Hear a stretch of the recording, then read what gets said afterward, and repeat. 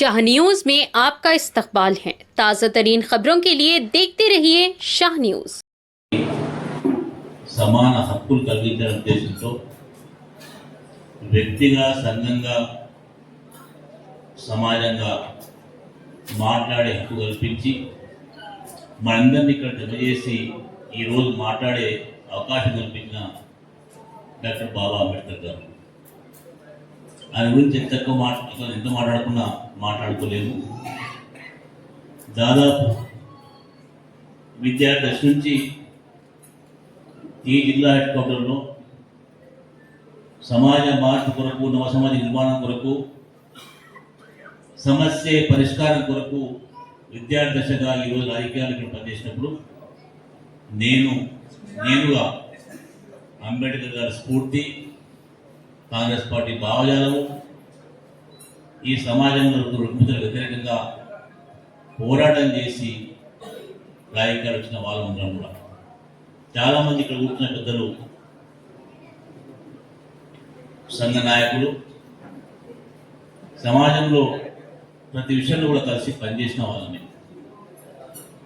నిజంగానే అంబేద్కర్ జయంతి, బాబు జగజీవన జయంతి రోజు అందరం కలుసుకుంటాం, కొన్ని సమస్యలు చెప్పుకుంటాం, సంఘ నాయకులు కలుసుకుంటాం, ఆ రోజు పరస్పరంగా మాట్లాడుకుంటాం. కానీ ఒకటి వాస్తవం మీకు చెప్తా, ఆయన ఏవైతే చెప్పారో ఒక రెండు విషయాలు, ఎడ్యుకేట్, ఆర్గనైజ్, యాజిటేట్. దాంట్లో మరి ఫస్ట్ థింగ్ ఏదైతే ఉందో ఎడ్యుకేషన్, దాని మీద ఫోకస్ చేయాల్సిందిగా అందరినీ కూడా, ఇక్కడ ఉన్న నాయకులందరినీ కూడా కోరుతున్నాను. ఎందుకంటే గత 2 సంవత్సరాల్లో నేను చూసినట్లయితే ఇంటర్ వరకు బాగానే ఉంది, ఇంటర్ తర్వాత ఎందుకో డ్రాప్ అవుట్స్ చాలా ఉన్నాయి. మరి బికాస్ ఆఫ్ వేరియస్ రీజన్స్ కావచ్చు, బట్ ఎడ్యుకేషన్ మీద ఫోకస్ చేస్తే మన అందరి లైఫ్ బాగుంటుంది అనేసి నేను అనుకుంటున్నాను.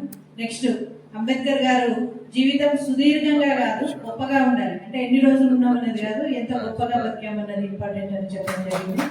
ఆయన అడుగుజాడల్లో మరి మనం విలువలతో కూడిన జీవితాన్ని ముందుకు తీసుకెళ్లాలనేసి కోరుకుంటూ ధన్యవాదాలు. ఈరోజు జయంతి జరపడానికి వచ్చేసిన గౌరవ ఎమ్మెల్యే గారికి, మైనారిటీ వెల్ఫేర్ చైర్మన్ గారికి, మేయర్ గారికి, డిప్యూటీ మేయర్ గారికి, గౌరవ ఎస్పీ గారికి, అందరి పెద్ద నాయకులకి, విద్యార్థులకి, మీడియా మిత్రులకి నా నమస్కారం. అంబేద్కర్ గారు ఒక గొప్ప నాయకుడు. చాలామంది చాలా డీటెయిల్గా వారి జీవితం సంబంధించి చెప్పారు.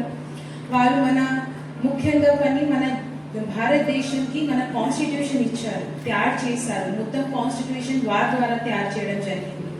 ఈ కాన్స్టిట్యూషన్ ద్వారానే మనకు అందరికీ సమానంగా రైట్స్ వచ్చింది. రైట్ టు ఎడ్యుకేషన్, హెల్త్, ఇవి అన్నిటి వచ్చింది.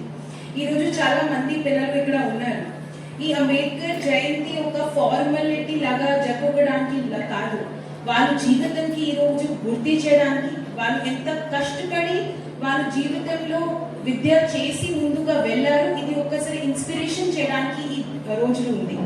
సో మీరు కూడా దయచేసి నాకు ఒకటే రిక్వెస్ట్, 10 నిమిషాలు ఈ రోజు ఇచ్చి వారు జీవితం సంబంధించి చదివి వాళ్ళు ఎంత కృషి చేశారు, ఎలా విద్యాకి ప్రముఖత ఇచ్చి ముందుగా వెళ్ళారు, ఎలా మీరు కూడా పోవచ్చు, ఏదైనా దేశానికి హెల్ప్ చేయొచ్చు, సర్వ్ చేయొచ్చు. ఇది ఆలోచన చేసుకోవాలి. ఈ స్టేజ్ నుంచి కూడా చాలా మంది విద్యా సంబంధించి చెప్పారు, సంతోషం నాకు. ఇదే మన అడ్మినిస్ట్రేషన్ కి కూడా ప్రయారిటీ ఉంది.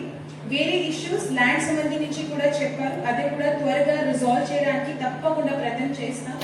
సో మరొకసారి మంచిగా జరపడానికి ఈ సోషల్ వెల్ఫేర్ డిపార్ట్మెంట్ కి కూడా నేను ధన్యవాదాలు చెప్తాను. అందరికీ ధన్యవాదాలు. నాకు మాత్రం అంబేద్కర్ గారిని చూస్తే వారి చేతిలో ఉన్న పుస్తకమే గుర్తొస్తుంది. ఇది నిజంగా నా మనసు లోతుల్లో చెప్తాను. వారి రచనలు చదివిన నేను అన్ని విషయాల్లో వారు చాలా క్రిస్టల్ క్లారిటీ తోటి ఉన్నారు. ఇండిపెండెన్స్ గురించి ఉన్నారు, తర్వాత భవిష్యత్తులో ఏం జరగబోతుంది, స్వాతంత్రం వచ్చిన తర్వాత దళితుల పరిస్థితి ఎట్లుండబోతుంది అని ఊహించి 1932 రౌండ్ టేబుల్ కాన్ఫరెన్స్ లో లండన్ పోయినప్పుడు విభేదించింది.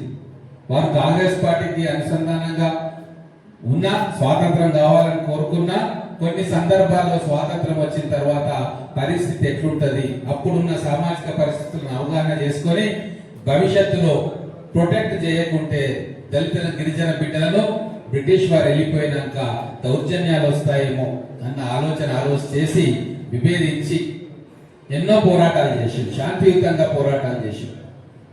అటు గాంధీ గారికి ఇటు అంబేద్కర్ గారికి ఎంతో రసవత్తరమైన చర్చలు జరిగినాయి, మేధావులందరికీ తెలుసు. ఒకరికొకరు ఇచ్చిపుచ్చుకున్నారు, అభిప్రాయాలు పంచుకున్నారు.